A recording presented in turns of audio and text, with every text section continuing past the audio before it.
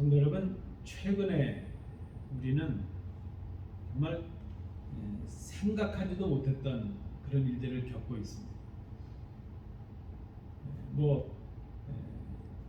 6.25를 경험했던 그런 세대들도 있죠. 우리 어른들 중에는 그 가난과 전쟁, 동란의 아픔을 겪었던, 그 서름을 겪었던 세대들도 있지만 그에 못지않은 아주 큰 일들을 우리가 겪고 있는데, 이것은 바로 이 코비드-19이라는 이 전염병이 온 세계를 강타하고 넘어뜨리고 있는 그런 일입니다. 이 질병은 지금까지 우리가 누리고 있었던, 평범하게 누려왔던 일상을 한순간에 다 빼앗아가 버렸습니다. 성전의 예배가 중단이 되었고, 서로의 교제가 단절이 되고 약화가 되었습니다. 이런 와중에 교회와 성도들은 두 가지 극단적인 모습으로 나뉘어진 것을 봅니다.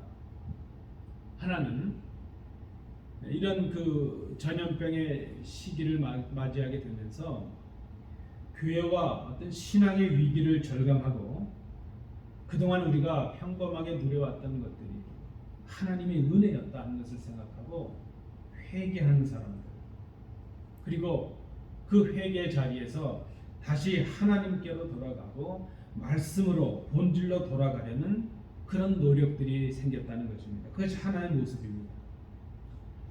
그래서 그들은 온라인 예배인다 할지라도 예배 참여에 힘쓰고, 전보다 더 온라인 성경 공부에도 힘쓰고, 기도 모임에도 힘써서 나태해진 신앙을 점검하고 재무장을 하는 그런 사람들이 생겼다는 것입니다. 어려움을 당하게 되니까 더 신앙적으로 무장하는 그런 모습들이 있는 반면에 또 다른 모습이 생기게 되었는데, 이 질병을 빌미로 교회와 말씀으로부터, 기도의 삶으로부터 멀어지는 사람들이 생겼다는 것입니다. 그렇게 중요하게 여겨왔던 예배 참여, 또 교회 교제와 섬김, 또 말씀의 훈련, 이런 것들이, 신앙적인 훈련들이 뒷전이 되고 말았습니다. 그저 서로의 안전과 건강, 거리 두기, 이런 명목으로 자신들의 신앙들이 나태해져 가고 좀먹어져 가는 것을 방치하게 되었다는 것입니다. 그런 사람들이 있다는 것입니다. 그들은 입으로는 그렇게 말을 합니다. 이 질병이 속히 사라져서 빨리 마스크를 벗고 함께 음식을 먹고 교제하고 또 대면에서 예배하는 때가 오기를 기대한다, 그렇게 말을 합니다. 근데 실상 그렇게 말을 하면서도 자신들의 나태해진 신앙을 위해서는 아무것도 하지 않습니다. 다만 그 질병이라는 것을 자기 나태해진 신앙에 면죄부로 주고 있는 그런 모습들을 보게 됩니다. 최근에 이런 말이 있습니다. 이런 말이 회자됩니다. With COVID-19. 아마 여러분도 들어보셨을 거예요. With COVID-19. 그 발상이 무엇인가 하면 이 질병이 쉽게 끝날 것 같지 않다는 것입니다. 이미 변종에 변종을 거듭해서 지금 엄청난 사람들이 죽임을 당하고 있지 않습니까? 아마 그들의 전망은 그것이죠. 이 질병이 쉽게 끝나지 않을 것이고, 어쩌면 우리가 이제 앞으로 함께 짊어지고 가야 될 짐이 될 수도 있다는 것입니다. 우리가 감기라는 질병을 정복하지 못하고 그냥 가지고 가는 것처럼 아마 이 코비드-19 같은 이런 그 질병은 이제 우리가 함께 가지고 갈지도 모른다. 그래서 with COVID-19 이런 말이 생겼습니다. 그럼 만약에 그렇다면 이런 상황 속에서 신앙인으로서 우리가, 교회로서 우리가 무엇을 할 수 있을까? 어떻게 해야 될까? 그저 여전히 질병 탓을 하면서 안이한 신앙생활, 안이한 그런 믿음의 모습을 보여야 할 것인가? 아니면 이런 고난과 질병의 한 가운데 있다 할지라도 우리가 간직하고 입술로 고백하는 그 믿음을 행함으로 보이는 그런 신앙의 모습을 가질 것인가. 여러분, 이 야고보서가 쓰여진 목적이 어디 있습니까? 야고보서는 환난과 핍박에 있던 이 내외적인 고난의 한 가운데 서 있는 교회를 향해서 사도 야고보가 편지를 썼습니다. 비록 교회가 성도들이 지금 고난 가운데 있지만 믿음과 진리를 그 고난 가운데서 행하라는 것입니다. 그리고 그 믿음을 가지고 인내하라 하는 것입니다. 너희들이 마음에 간직한 진리와 입술로 고백하는 그 믿음, 그것을 이 고난의 한 자리에서, 고난의 한 복판에서 삶으로 증명해내라 하는 것입니다. 그래서 야고보 사도는 1장 20절 26절에서 선언하지 않았습니까? 행함이 없는 믿음은 헛것이요 행함이 없는 믿음은 죽은 믿음이다. 믿음이 있다면 그 믿음을 행함으로, 실천함으로, 순종함으로 보여내라 하는 것입니다. 특별히 고난의 자리에서 그리하라 하는 것입니다. 야고보 사도의 편지를 받았던 그 당시의 교회는 지금 우리가 상상하는 것 이상의 고난과 환난과 핍박 가운데 있었던 교회입니다. 그 고난 가운데서 너희들의 믿음을, 너희들이 간직한 그 진리를 행함으로 드러내라 하는 것입니다. 여러분, 우리가 고백하고 우리가 간직하고 있는 이 그리스도의 진리, 이 성경의 진리는 삶 속에서 행동으로 실천되고 행해져야 되는 진리입니다. 그저 우리 마음에만 간직되고 그저 추상적으로 우리 머릿속에서만 이성적으로 활동하는, 작용되는 그런 진리가 아니라는 것입니다. 우리가 믿고 고백하는 진리는 그저 우리 마음에 간직되고 입술로만 고백하고 순종해야 될 진리가 아니라 우리의 삶을 통하여, 우리의 삶의 여건이 어떠하든지 그 삶의 자리에서 행함으로 드러나고 행함으로 복종되어야 하는 그런 진리라는 것입니다. 그것을 야고보 사도는 살아있는 믿음이라, 그것이 진정한 믿음이다, 그렇게 말씀을 하고 있습니다. 오늘 똑같이 고난의 자리에 있는 우리에게 주님께서 이 야고보 사도를 통해서 말씀하십니다. 고난의 위기 가운데서 믿음으로 행하고 믿음으로 진리를 실천하라 하는 거죠. 너희들의 믿음이 죽은 믿음이 아니라 살아있는 믿음이라는 것을 드러내라, 증명해 보이라, 오늘 우리에게 말씀하고 있습니다.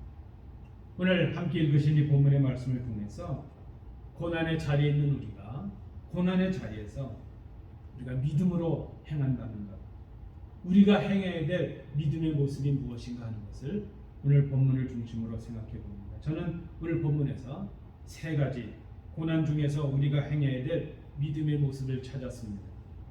첫 번째, 고난 중에 우리가 행해야 될 믿음의 모습 첫 번째는 5장 13절을 참조해 주십시오.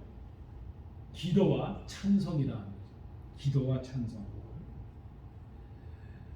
오늘 우리 예배하는 성도들 가운데 어르신들도 계시고 우리 젊은 청년들도 있지만 여러분 어떻습니까?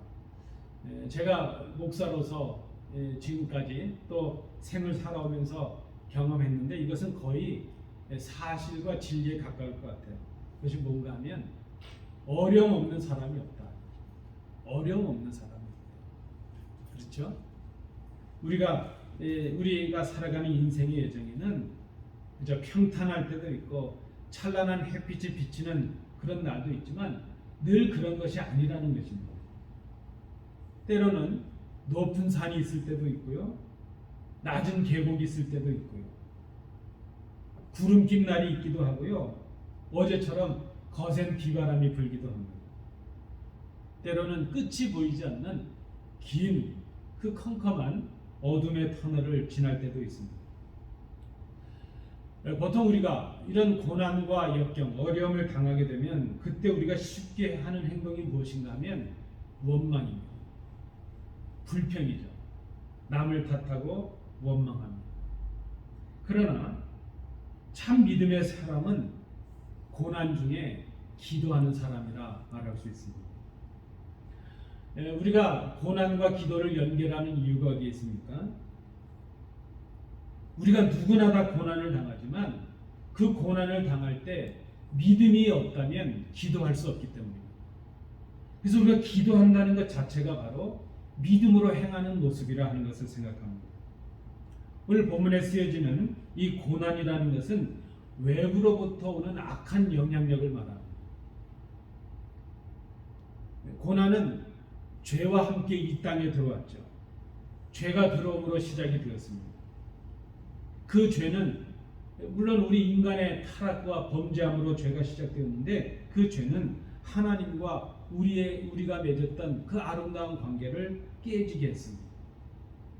하나님과 우리의 관계가 깨질 때 우리 인간과 자연의 관계도 깨졌습니다.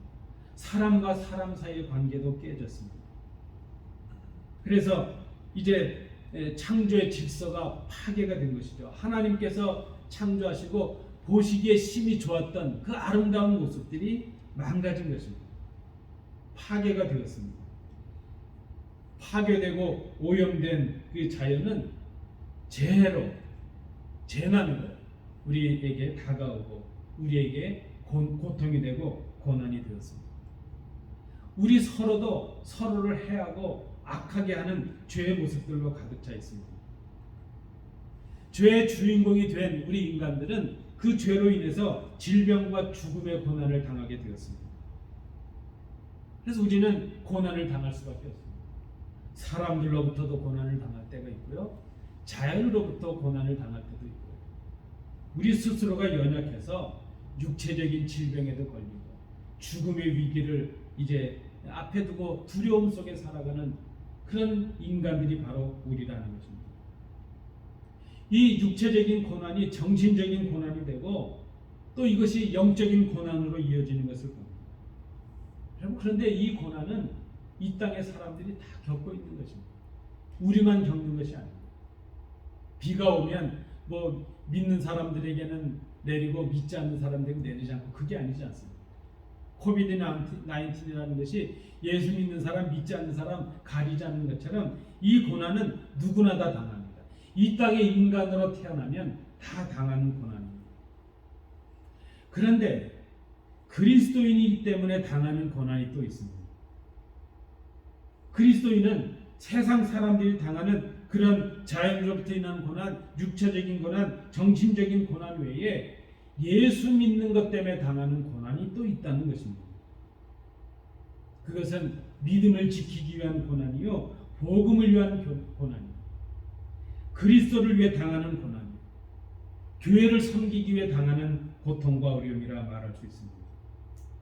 다른 말로 하면 그것은 성숙한 그리스도인이 되기 위해서 당하는 고난입니다. 디모데 후서 1장 8절은 이렇게 고백합니다.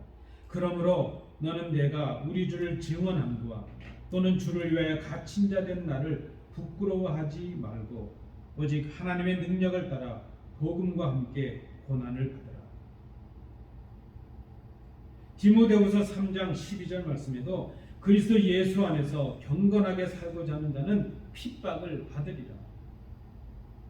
여러분, 그래서 예수 믿는 것이 어려움이 있습니다. 이 땅의 사람들과 똑같은 고난을 받으면서 동시에 그 고난 위에 믿음 때문에 당하는 고난이 있을 수 있다는 것입니다. 믿는 우리가 당해야 될 고난, 이 자연적인 재해, 육체적인 그런 고난들, 정신적인 고난들, 그런 영적인 고난들을 넘어서 그리스도를 위한 고난, 그것은 거룩한 고난, 교회를 세우기 위한 고난이요, 주의 말씀을 증거하기 위한 고난, 우리의 믿음을 성숙하게 하기 위한 고난이라. 여러분, 이 고난을 위해서 필요한 것은 우리 인간의 힘이 아닙니다. 이때 바로 필요한 것이 기도라 하는 것입니다. 이 영적인 전쟁을 위해서 필요한 것, 그것은 우리의 힘이 아니라 주님께서 공급해 주시는 능력이기 때문에 우리가 이 고난의 때에 필요한 그것이 바로 기도라고 하는 것이죠. 그럼 기도를 멈추지 않는 우리 복된 성도들 되길 바랍니다. 요즘 우리가 합심해 기도하는 그 교회를 위한 기도 제목 중에 한 가지가 무엇입니까? 기도가 충만한 교회가 되자. 기도가 끊어지지 않는 교회가 되자. 이 고난 중에 행해야 될 또 하나의 어떤 그 믿음의 모습이 찬송이라고 말씀을 드렸습니다. 본문은 이렇게 기록하고 있습니다. 즐거워하는 자는 찬송하라. 즐거워한다는 것은 내적인 평안을 누리는 상태를 말합니다. 내외적으로 환란이 있고 고난이 있지만 그 환란과 고난 중에서도 평안한 것이죠. 안심하고 있는 것입니다. 시편 95편 1절 2절 말씀해 보니까 오라 우리가 여호와께 노래하며 우리의 구원의 반석을 향하여 즐거이 외치자. 우리가 감사함으로 그 앞에 나아가며 시를 지어 즐거이 그를 노래하자. 여러분, 우리가 지금 찬송가를 가지고 있는데요, 이 찬송가를 잘 보십시오. 가사들을 잘 음미해 보십시오. 찬송이 바로 기도입니다. 찬송이 기도입니다. 이 찬송은 하나님을 의지하는 그런 믿음의 표현이요, 동시에 하나님이 함께 하시고 하나님 우리를 돌보시고 계신다는 것에 대한 감사의 표현입니다. 그래서 어떤 분은 그렇게 말하죠. 기도의 또 다른 모습이 바로 찬송이라는 것입니다. 여러분, 지난 한 주간 동안 우리 하루의 삶 속에 여러분 얼마만큼 찬송을 부르세요? 여러분의 직장과 가정에서 말씀을 읽고 기도하고 찬송하는 그런 모습들이 있었는가? 우리가 시급하게 회복되어야 될 것이 있는데 우리의 처소에서 기도하고 말씀 읽고 찬송하는 것입니다. 여러분, 낮에 교회가 비어 있으니까요, 전 기도하고 싶으신 분은 언제든지 오세요. 새벽에도 오시고요, 아무 때나 오세요. 여기 오셔서 그저 마음껏 찬송도 부르시고 목청이 터지라 찬송도 부르시고 기도도 해보셔요. 전에도 제가 한번 말씀드렸지만 제가 성경 찬송을 보면서 하나 제 소원이 있는데, 뭐 소원이라기보다는 제가 좀 실천하는 것이죠. 우리가 이 땅을 떠나기 전에 이 찬송가 있는 찬송을 좀 다 불러보고 가야 되지 않겠나. 그래서 제가 가끔은 어떤 때 우리 성도님들께서 좀 생소한 찬송을 부를 때도 있습니다. 그런데 늘 익숙한 찬송만 부르다가 이 찬송가에 있는 찬송 한 번도 못 불러보고 갈 것 같아요. 그 얼마나 원통하고 억울해요. 그렇지 않아요, 여러분? 우리가 찬송하는, 기도하는 이것이 이 고난의 때에 우리가 행할 수 있는 믿음의 귀중한 한 모습이라는 것을 기억할 수 있기를 바랍니다. 두 번째입니다. 오늘 본문에서 발견하는 또 고난 중에 우리가 행해야 될 믿음의 모습 14절부터 18절을 참조해 주시기 바랍니다. 그것은 치유의 능력이라는 거죠. 치유, 병 고치는 능력. 우리가 믿음으로 행해야 될 것이 바로 병 고치는 능력이라. 이 치유의 능력을 행하는 것이라는 것입니다. 여러분, 이 구절은 지금 우리가 해석하는데 좀 어려움이 있습니다. 현실적으로 어려움이 있습니다. 제가 한번 질문을 드려볼까요? 우리 성도님들께서 병이 들었을 때 우리가 취해야 될 태도가 무엇인가? 아주 좀 더 단적으로 말씀을 드린다면, 병이 들었을 때 기도해야 되는가, 의사에게 병원에 가야 되는가, 그런 문제이죠. 여기 박 선생님, 의사 선생님 계시니까 병원에 가야죠 그러실 것 같아요. 또 어떤 분들은 기도해야죠, 또 그럴 분도 계실 것 같아요. 오늘 본문 말씀에 의하면 장로에게 가라. 장로를 청해서 기도하라. 여기 장로는 감독이나 교역자들을 말하죠. 교회 지도자라 이렇게도 말할 수 있겠습니다. 자, 그렇다면 여러분, 여러분의 선택은 무엇입니까? 우리의 선택은 어떠합니까? 대개 보통은요, 우리가 질병이 걸리거나 이제 아픈 곳이 생기면 먼저 병원에 가서 진료를 하고 치료를 받습니다. 그리고 후에 교역자 혹은 교회에 알리고 기도를 부탁하기도 합니다. 이것이 보통이죠. 어떤 분들은 알리지 않을 때도 있죠. 오늘 본문 15절 이렇게 기록하고 있습니다. 믿음의 기도는 병든 자를 구원하고 일으킴을 받게 한다. 물론 여러분 우리가 이것을 부인할 필요는 없습니다. 기도함으로 기적처럼 치유될 수가 있습니다. 하나님께서 원하시면 지금도 치료의 능력이 행해지는 것을 우리가 경험합니다. 이것은 제가 개인적으로도 간증할 수 있습니다. 저도 그런 간증이 있거든요. 기도하고 그저 길게 말씀드리긴 그렇지만 한 거의 석 달 동안을 이 귀에서 쇠 소리가 나는 거예요. 쇠 긁히는 체인 소리가 계속 나는 거예요. 잠을 잘 수도 없고 너무나 힘듭니다. 제가 처음엔 이것을 잘 분간하지 못해서 차 운전하는데 자꾸 쇠 소리가 나서 같이 동행했던 사람들에게 묻기도 했어요. 혹시 지금 이상한 소리가 안 들립니까? 체인 긁리는 소리나 쇠 소리 같은 게 안 들립니까? 아무 소리도 안 들린다는 거예요. 근데 이 소리 때문에 견딜 수가 없어요. 나중에 보니까 그게 이명이라는 거였어요. 하루는 제가 이전 교회에서 금요 기도회 때 기도를 인도하고 이제 우리 부교육자가 인도하고 제가 마지막 마무리를 하기 위해서 올라올 때에 제가 올라오면서 성도들에게 그렇게 부탁을 했습니다. 우리가 이 시간에 합심해서 기도할 텐데 혹 본인이나 가족들 중에 환자가 있다면 질병으로 고통당하는 분이 있다면 그 환부에다가 대신이라도 우리가 손을 대고 하나님께 기도합시다. 그리고 저는 오른쪽 귀를 대고 기도했습니다. 그리고 저는 그렇게 기도했습니다. 하나님, 그래도 제가 목사인데 목회 일을 해야 되는데 이것 때문에 못하겠습니다. 이거를 없게 해주든지 다른 방법을 주시든지 좀 알아서 해주십시오. 정말 힘들고 괴로워서 견디기가 어렵습니다. 그렇게 딱 기도하고 이제 우리 통성기도 계속 개인적인 기도를 하시라고 하고 저는 제 자리에 가서 앉았습니다. 딱 그 순간 이후로 사라졌어요. 병원에 가지도 못했는데 그때는 병원 가는 상황도 어려웠고 제가 왜 이 말씀을 드리냐면 그것이 여러분 제 능력이겠습니까? 제가 능력이 있어서 그랬겠습니까? 하나님이 원하시면 지금도 기적과 같은 능력으로 우리를 치유해 주신다는 것 우리가 부인할 필요가 없다는 것입니다. 그런데 오늘 본문이 말씀하는 이 의미가 무엇일까? 여러분 기도한다고 기적처럼 치유될 때도 있지만 기도해도 낫지 않을 때가 있습니다. 그렇지 않습니까? 그렇게 열심히 기도했는데 저희 아버님 돌아가셨어요. 기도해도 질병으로 세상을 떠나는 사람들도 있습니다. 그런데 오늘 본문은 병든 자를 위하여 믿음으로 기도하라, 믿음으로 행하라 이렇게 말합니다. 14절 말씀을 보시겠습니다. 병든 자는 장로를 청하고 장로들은 주의 이름으로 기름을 바르며 그를 위하여 기도하라. 기름을 바른다는 이것은 종교적인 의미보다는 의료적인 의미가 많을 것으로 생각이 됩니다.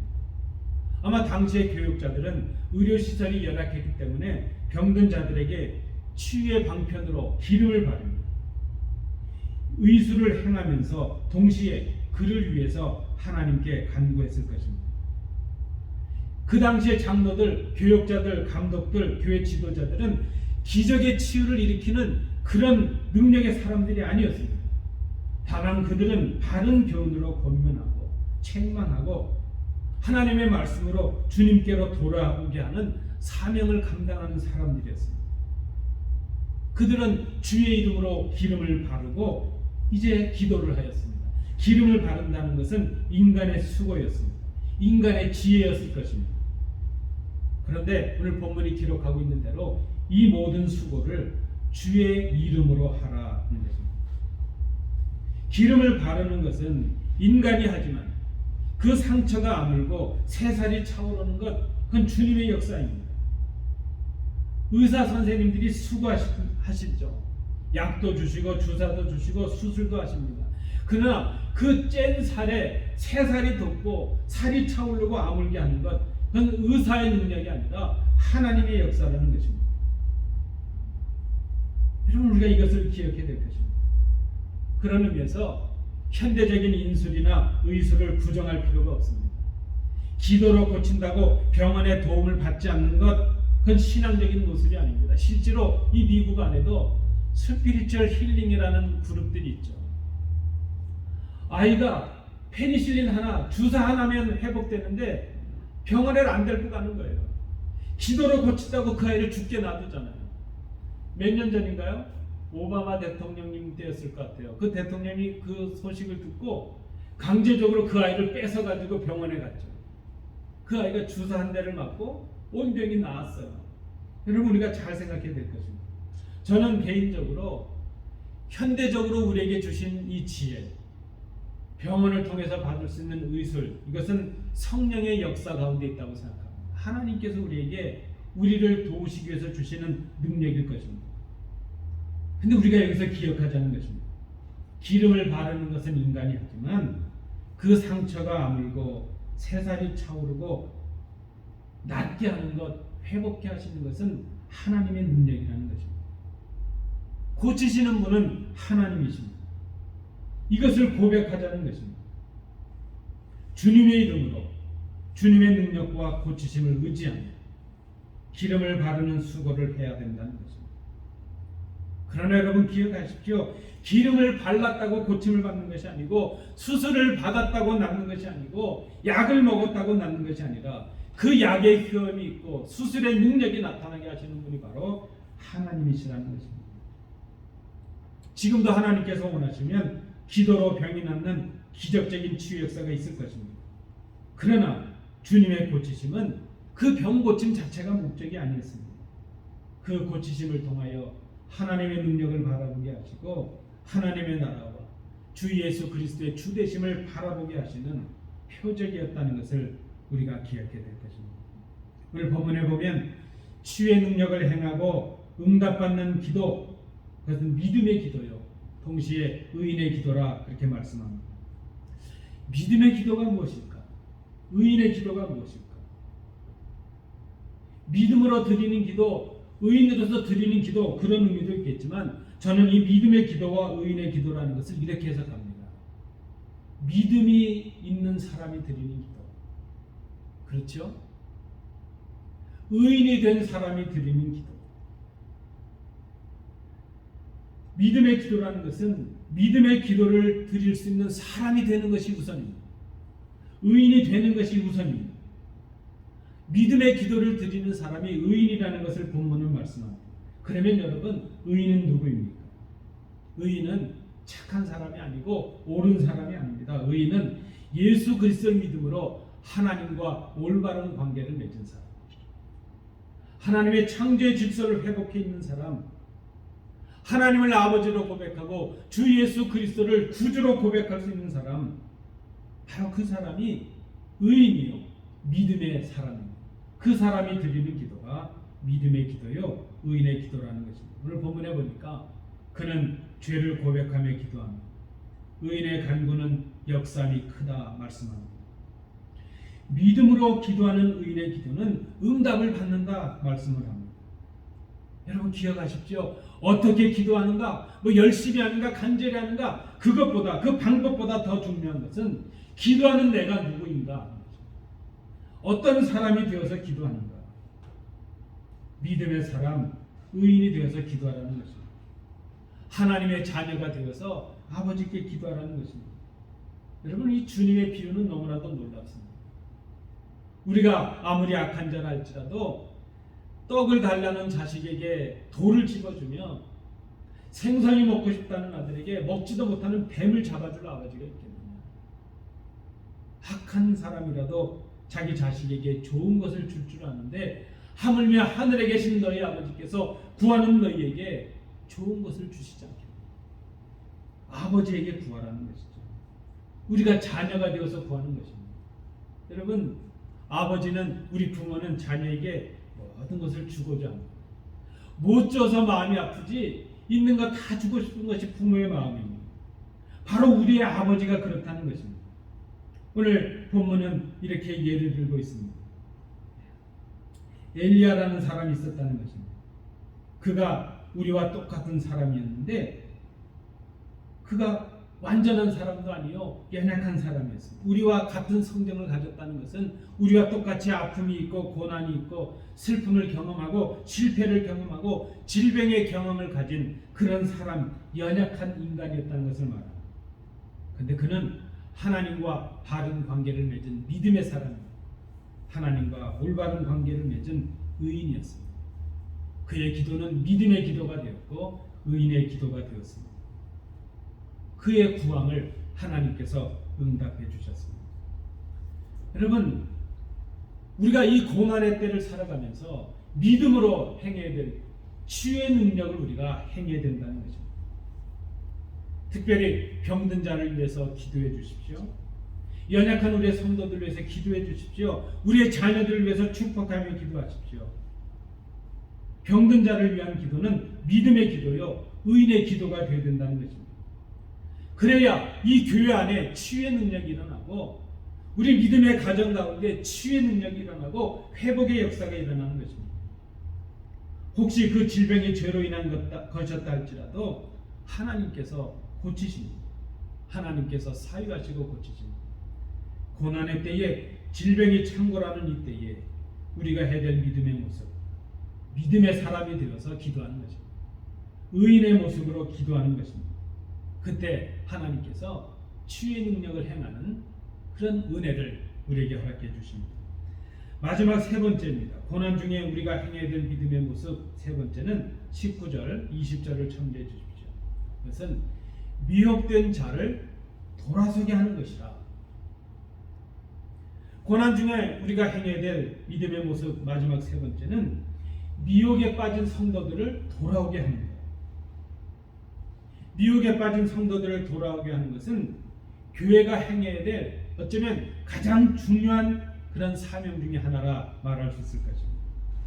우리가 불신자를 전도해서 신앙인이 되게 하는 것도 중요한 일이지만 이미 성도 되었다가 미혹된 믿음의 우리 형제들을 그들의 믿음을 더 굳게 하고 또 미혹에 빠지지 않도록 양육하고 인도하는 것, 이것이 얼마나 중요한 일인지 모릅니다. 미혹이라는 것이 무엇입니까? 진리의 길에 바로 서지 못하고 방황하는 상태를 미혹되었다, 그렇게 말합니다. 오늘 우리가 미혹을 당할 수밖에 없습니다. 왜 그런가 하면 미혹하는 영이 있기 때문입니다. 이 간악한 사탄, 이 거짓 영은 우리를 거짓으로 속이고 미혹합니다. 아주 조용히 서서히 우리가 감지하지 못하게 우리의 신앙을 좀먹어 들어옵니다. 여러분, 우리 스스로 장담할 수가 없습니다. 나는 목사니까 괜찮지, 나는 뭐 이런 직분이 있고 내가 이만큼 예수 믿었으니까 나는 아무 문제가 없어. 아니요, 그치 장담할 수가 없습니다. 그저 사도 바울의 고백처럼 선줄로 생각하는 자는 넘어질까 조심하라 한 것처럼 우리가 늘 근신하고 깨어있지 않으면, 기도하지 않으면, 말씀으로 우리를 점검하지 않으면 우리도 모르게 넘어갈 수밖에 없습니다. 여러분, 교회를 넘어뜨리기 위해서 이 사탄이 쓰는 가장 쉬운 방법이 무엇일까요? 그 교회를 감당하고 있는 지도자들을 넘어뜨리는 일이에요. 지도자 한 사람만 넘어가면 다 넘어갈 수 있기 때문입니다. 우리가 서로를 위하여 기도하고 서로를 중보하며 기도해야 될 이유가 여기에 있습니다. 미혹되게 되면 어떤 일이 생깁니까? 진리를 떠난 자가 됩니다.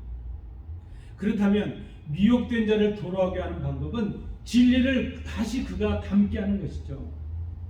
진리에서 떠난 자가, 진리를 빼앗긴 자가 그 속에 다시 진리를 담게 하는 일, 그것은 복음을 믿게 하는 일이요, 복음이신 예수 그리스도를 믿음으로 재무장하게 하는 일입니다.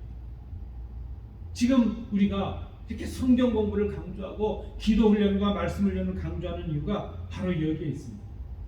예수님의 죽으심과 예수님의 부활하심을 믿는 것, 예수를 믿음으로 구원을 받고 하나님의 자녀가 되는 것을 믿는 것. 기도가 필요합니다. 말씀의 훈련이 필요합니다. 양육이 필요합니다.